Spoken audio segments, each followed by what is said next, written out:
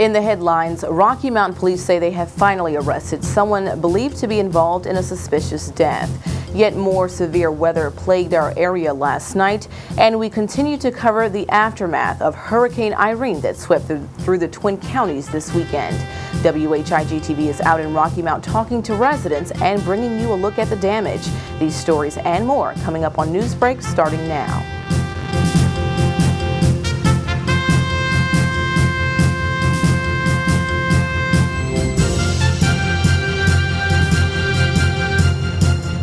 From WHIG-TV, this is Newsbreak 31.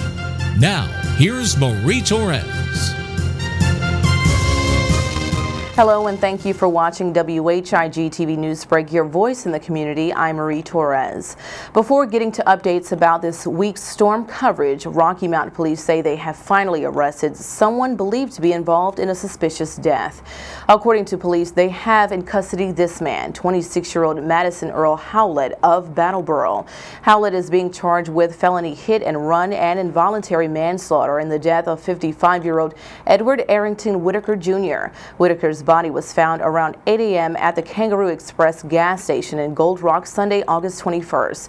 Pitt County Medical Examiner's Office told us last week Whitaker's cause of death was due to severe injuries to his chest. Based on police reports, those injuries were consistent of those coming from being run over. Police said the suspect was operating a SUV. Howlett was arrested Saturday and is being held under a $35,000 bond at the Nash County Jail.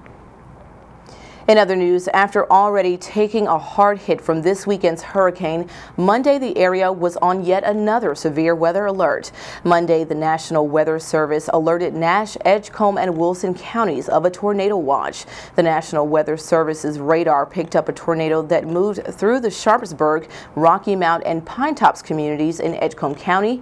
Heavy rains and nickel-sized hail made many drivers on NC Highway 64 and I-95 come to stops under bridges and at shoulders. The town of Pine Tops, who had just had services restored after losing it over the weekend from the hurricane, again lost power in last night's storm. This affected about 600 households.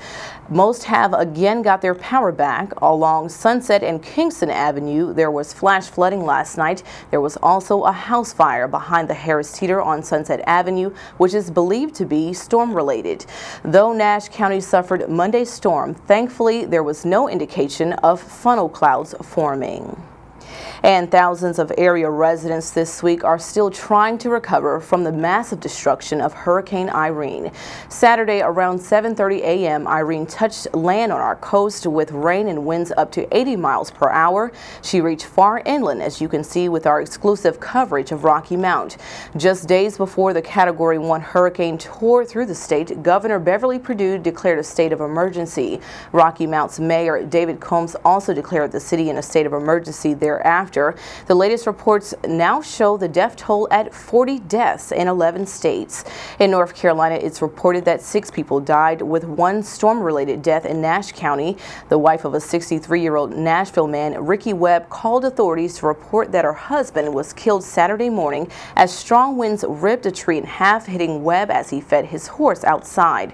Workers are still draining water out of Tarboro High School, where water leakage turned some hallways into many rivers this weekend. At least 2 classrooms were completely unusable. Rocky Mount Preparatory, Edgecombe County, and Nash Rocky Mount Public Schools still remain closed today. Over the weekend, shelters were available for evacuees coming from the coast in Rocky Mount and in Wilson. Englewood Baptist Church on Winstead Avenue in Rocky Mount was one of those locations. The Frederick E. Turnage chapter of the American Red Cross held a feed kitchen at Englewood Baptist yesterday afternoon for those in the community without power. What several residents have told us, and what our cameras also captured, was the impeccable work being done by workers with the city utility and Progress Energy, many of whom were even out as early as Saturday night in the wind and rain trying to clean up. Just before the storm yesterday, on our special evening edition of Newsbreak, Rocky Mount's Director of Public Utilities, Richard Warsinger, joined us to give an update. Here's what he said.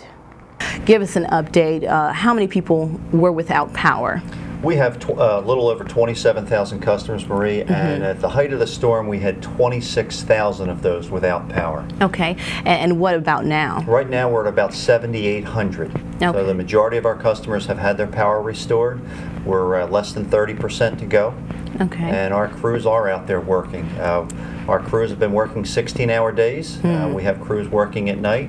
We also have 5 crews that have joined us from outside the city. We have two from Orangeburg, South Carolina, 1 from Union, South Carolina, 1 from Newton, North Carolina, and 1 from Lumberton, North Carolina. Okay. And in addition to that, we have 4 of tree crews, contractor tree crews, who are here removing all these trees that have fallen and taken down our lines. Okay, and I understand you have some more information for some of our residents here. Tell us. Yes, probably the message I really want people to take away from this is please be patient. It takes time to do this. There are sections of the city where we have the entire block or blocks, the wires are on the ground. We've got to put new poles up, new cross arms, string that wire, and we have to do it safely. And we have a challenge nowadays that we didn't have 10, 15 years ago. It's the people that have a generator. When their power goes out, they turn on their generator, and if they didn't have that generator installed properly using a licensed electrician, there's a possibility it could feed back into our system and energize that wire that otherwise would be dead. Oh, wow. It endangers our crews, and it also endangers the public. If that wire on the ground, a child could pick that up, or an adult, thinking it's dead, and it wouldn't be. So we ask people to, if they do have a generator, make sure it was hooked up by a licensed electrician. Okay. And we were discussing a little earlier, you said how the system works. You were referring it even to a tree, right? Yes. I know we'll have people that are calling in, my neighbor's up the street power is on and mine's not. And if you, the best way to look at it, our electric distribution system, like most utilities, works kind of like a tree. And think of that, each circuit is a branch on that tree, and then there are individual little branches coming off of that main branch. If we have a problem on one of those little branches, it would shut the power off on that entire branch. We try to go out and quickly isolate that, open up a switch to isolate that area where the problem is, and then turn the power back on that branch. So those leaves that where we've disconnected, they're off, but we do that to try and get as many people on it as quickly as possible. And that's always our goal, is to restore power to as many customers as possible. Right. And I know that frustrates some people, the individual customers that might have a wire down to their home, or that maybe a half block area that everybody else is on except them. And we ask them to be patient, but we are working to restore power to the most customers as possible. Okay. Also, I think it's worth mentioning this storm, what was a devastating storm, caused extensive damage to our system, all over our system. That's out in the county, that's in West Haven, that's over in Edgecombe County side. It's everywhere, and we have crews working in all areas of the city. Right. And people might say, well, nothing's happening in my area to fix my power. Well, think of that tree branch again. We might be on another section of that branch working on it, and you don't see us, but please be assured, our crews are out there working 16 hours a day. They go home. Some of them are going home to no power, get a good night's sleep as best as they can, and they're back at it the next day. All right, and speaking of those workers that are out there, we heard them out there as early as Saturday, the night of the actual, or the day of the actual hurricane. The day of. We had our crews in early, and as the storm kept growing, we tried to do some things, but once that wind speed, the sustained wind speed hit 35 miles an hour, we stopped our work, and we have to do that for 2 reasons. First, there's the safety aspect of it. We don't want a bucket truck blowing over or something like that. And the other is just a practicality. It's harder to put stuff up in those high winds. Think of holding a cross arm in that 50, 60 mile an hour wind, and you tire the workers out quicker if you're doing that. And the best thing to do is just wait for that storm to blow through, and that one certainly took a lot longer than we had expected. But wait for that storm to blow through, and then start putting the pieces back together. Okay, and then finally, many people are probably wondering, and I'm itching to ask you this question. Do you know, I know you may not be able to make any promises right now, about when do you think the city will be completely restored? We're hoping by the end of the day Thursday to have all of our circuits, our feeders, and tap lines up, and then we will start working on those individual services to homes. So we're hoping the end of the day Thursday and to get the main power up, but then to the individual homes this weekend. But I have to tell you, we've had areas of the city where it's been blocked off because of trees being down that we have not been able to get to it yet to see what's out there. As those areas are being cleared, we're of course finding more and more damage, and it's depressing to see it. But again, we just ask people, please be patient. Again, that was Rocky Mount's Director of Utilities on our special evening edition of Newsbreak yesterday. Up next, more storm coverage. See what some area residents are dealing with. We'll be right back.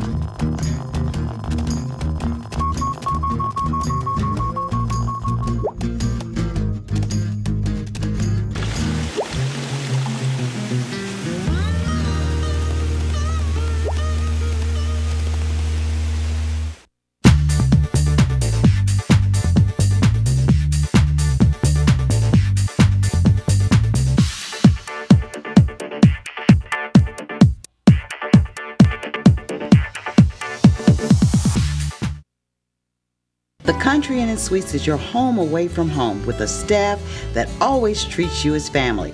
If you or your church or company has visitors, give them a great Rocky Mount welcome with a special discount on their overnight or extended stay.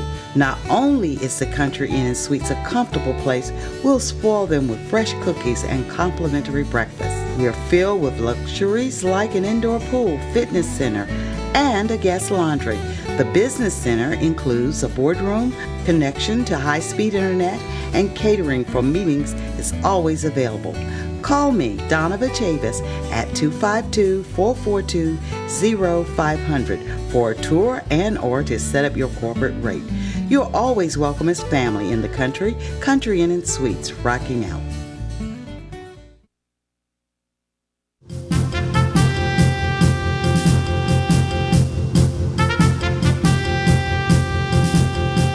Welcome back to WHIG TV Newsbreak. I'm Marie Torres. Monday, we were out in the community trying to access where we could. Here's a look. One of many places damaged in Hurricane Irene. Though many have power today, still other neighborhoods do not. Yesterday, we saw utility trucks and residents in the community near Hawthorne and Nottingham Roads trying to restore their neighborhood. One resident, Deborah Kinchelow, told us that she could hear loud noises all through Saturday night, later to find out that the sounds were coming from trees snapping and slamming to the ground or on property. She said transmitters and power lines were also falling. She describes the scene she saw at daylight like a war zone in a jungle, as several downed trees blocked the entrance to the neighborhood. We also spoke to this resident yesterday who told us she was next door at her home when a huge tree slammed into her neighbor's house. The man and woman who lived there were inside when the tree came down, but thankfully were unharmed. Though they were not on site while we were there, neighbors said the home and the vehicles parked there suffered much damage, as at least 6 trees came down. Yesterday, estimators were at the house. One estimator said the cost to remove a tree of this size on a home could run someone $3,000 to $4,000. And yet another resident in this community spoke to us about a huge tree that toppled his garage and hit his vehicles. Tell us your name. My name is Jack Heim. Okay, and this house that's behind us right now, this is your home, right? That's correct. Okay, tell us what happened here. A tree went down in the hurricane. Okay, and what kind of damages have you all seen so far? That tree went straight through our garage, basically cut it in half. I had both my cars in there, just smashed right down on the cars. All right, and there's some more area back there. Is that a shed area, or is that still part of the house? That's part of my lot there, but there's nothing behind the house. Okay, and were you home when this happened? Yes, we were home. What did it sound like when all of this happened? It was like just a really loud crack, boom. It happened very quickly. Okay. Yeah. And were you all mostly situated on the other side, basically? Yeah, we were under the 2-story section, just Okay. watching, looking out the windows and stuff, and just all of a sudden, crack, boom, it was over. All right. About what time did it happen? It was Saturday around 11 a.m. Okay. And so, have you had any help from neighbors or anything? Oh, yeah. Yes, all the neighbors came out yesterday. We all helped each other clean up all the debris out of our yards and stuff, so yeah, it's been fun. You thankful today? Oh, yeah, I'm thankful. And yesterday, workers were attempting to remove a tree from the roof of Lakeside Baptist Church on Sunset Avenue in Rocky Mount. According to the church secretary, the tree did not damage the roof. She showed us from the inside where the tree landed. She told us the church did have a prayer service on Sunday morning, though it was weird to see huge limbs just on the outside of the window of the sanctuary. The church says it's thankful the tree did not come through the roof or the window, keeping rain from out of the sanctuary and their organ pipes therein. Though many we spoke to are still trying to recover, all say they are thankful today to have their lives. Reporting in Rocky Mount, WHIG TV. Those Progress Energy customers still without power are asked to call 1-800-419-6356 to report outages. Rocky Mount customers are asked to call 252-467-4800. We'll continue to keep you updated with damages and, of course, with the big question, when will full power be restored? Up next is the latest in sports and weather. Stay with us.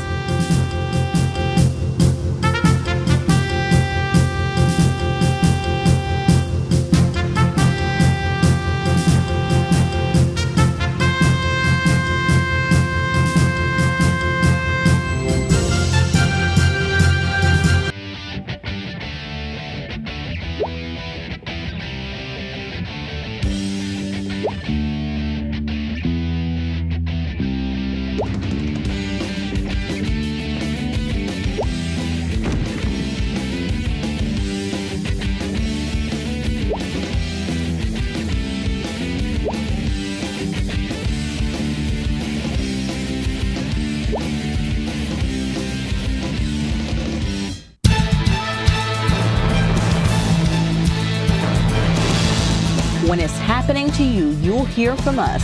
WHIG TV Newsbreak is reporting on the news, issues, and stories that matter to you. Call us at 252-885-1814. Email us at marie.whigtv@gmail.com or check us streaming live at whigtv.com. We're your voice, ready to bring you the news. The Country Inn & Suites is your home away from home with a staff that always treats you as family. If you or your church or company has visitors, give them a great Rocky Mount welcome with a special discount on their overnight or extended stay. Not only is the Country Inn & Suites a comfortable place, we'll spoil them with fresh cookies and complimentary breakfast. We are filled with luxuries like an indoor pool, fitness center, and a guest laundry. The Business Center includes a boardroom, connection to high-speed internet, and catering for meetings is always available. Call me, Donna Chavis, at 252-442-0500 for a tour and or to set up your corporate rate. You're always welcome as family in the Country Inn & Suites, Rocky Mount.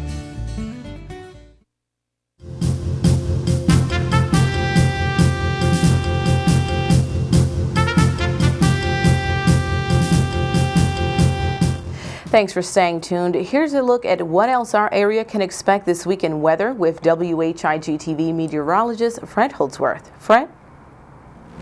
Well, as the cleanup continues after Hurricane Irene, all the way up the East Coast from the Carolinas northward, big flooding breaking out in the New England states, the state of Vermont having floods that really have not been seen in the past couple of hundred years.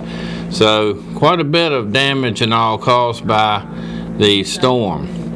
The hurricane moved on out over the Canadian provinces and is now in the history book, and we'll see a change in our weather now as the skies will be very sunny and nice warm temperatures in the mid-80s, and that should go through most of the week. So that will certainly aid in the cleanup operations going on around our area.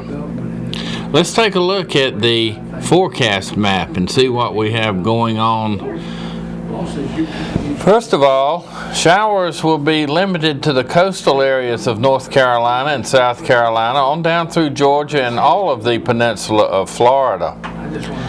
High pressure over Pennsylvania will give us fair skies as that clockwise flow brings in some drier weather, and that will be with us for the most of the week.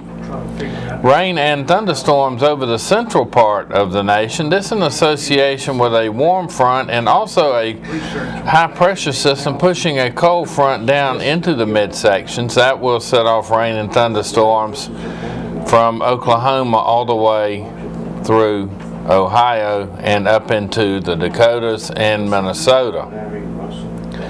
High pressure over the Four Corners region will give them fair skies. There is a small area in the mountains of Colorado that could see some rain and thunderstorms as the air is pushed up the mountainside and turns cooler, and it cannot hold that, so they have thunderstorms in this region right in here. The rest of the country looking fair through the southern part of the west coast, and the rain moving into the west coast of Canada right in here in the far Pacific Northwest. They will see rain and storms in this area. Well, let's look now at our forecast. For today, fog during the morning, becoming sunny with a high of 86. Winds will be northeast, 5 to 10 miles per hour. Tonight, clear with a low of 62, northeast wind 5 miles per hour.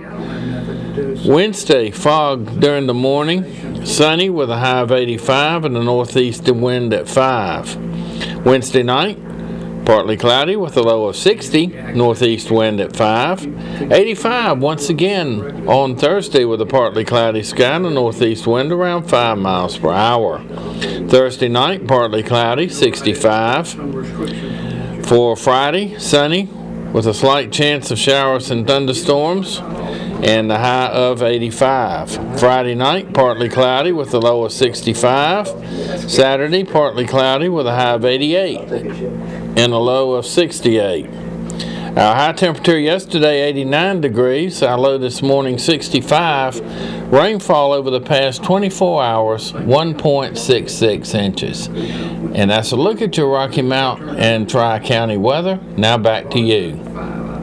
Thank you, Fred. And here with us now with our sports is Edward Green. Tell us what's the latest, Edward. Well, Maria, as you can tell, we have had a lot of rain lately that has been futzing with some of the schedules of area football teams, but hopefully this week will be a little drier and we'll be able to resume normal play. All right. Well, it has been a wild and crazy time for our high school football teams, with most getting their Week 2 games in on last Thursday, with a few holdovers still looking to play. This is also messing, of course, with the schedule for this week, as a few teams will be forced to play on a short week of practice this coming Friday. But before those teams can think about what they have coming up, we're going to get updated on the scores of Week 2. Now, Southern Nash continues to prove that it has the makings of an offensive juggernaut by posting 56 on Beddingfield Thursday in a 56-28 victory. Beddingfield was hoping to complete the sweep of Northern and Southern Nash after beating Northern on Monday, but the short week of practice and the potent Firebirds attack did it in at the end of the day. Southern Nash is now 2-0 on the season. Tarboro has now rebounded nicely after its stunning loss at Nash Central with a win at another 3A team, Washington. The offense that showed flashes of greatness at Nash Central was out in full force, with the Vikings winning 53-14, as the young defense was able to get some stops this time. While Tarboro's new winning streak seems small at just 1, the Vikings seem to have announced that they are ready to make another long run. In a rare feat, Rocky Mount tied Bertie 22-22 after the game was called final after the third quarter due to bad weather. Mason Hines ran for 164 yards on 22 carries, but Bertie was able to nearly match the Griffons in total yards in nearly half as many plays, showing a quick strike offense that kept it in the game until the unusual end.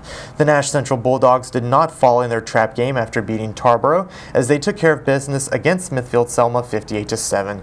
It will get more difficult for Nash Central moving forward before conference play starts, but the Bulldogs seem to be building confidence and momentum towards a strong season. And finally, one of last year's teams on the rise, Northern Nash, has started the season off slow, this time losing to Southern Wayne in a close battle 17-14. Many of the parts have changed for the Knights since last season, especially on offense, so we will have to see if they can regroup in time to turn the season around before it spirals further down. Now, as far as the game scores that are still TBA, in what was to be our game of the week, North and Southwest Edgecomb's rivalry game has been postponed indefinitely. The only open date available for both teams is the last week of the regular season on October 28th. Until then, both teams will move on to get ready for their next opponents when they can get back to practice. As for Hunt and Fike, both games were pushed to Monday and now to Tuesday night. Hunt looks to finally get in its game at CB Aycock, while Fike will be traveling to Bunn. So a short week for those two teams, as they will have to turn right around and play their next games on Friday.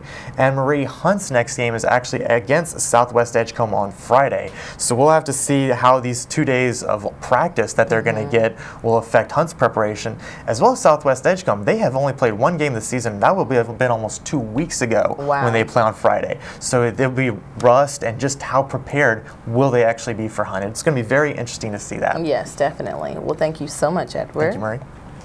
And that's all for us here today on Newsbreak. Join us again Thursday for our live news at noon. For WHIG TV, I'm Marie Torres. We'll see you next time.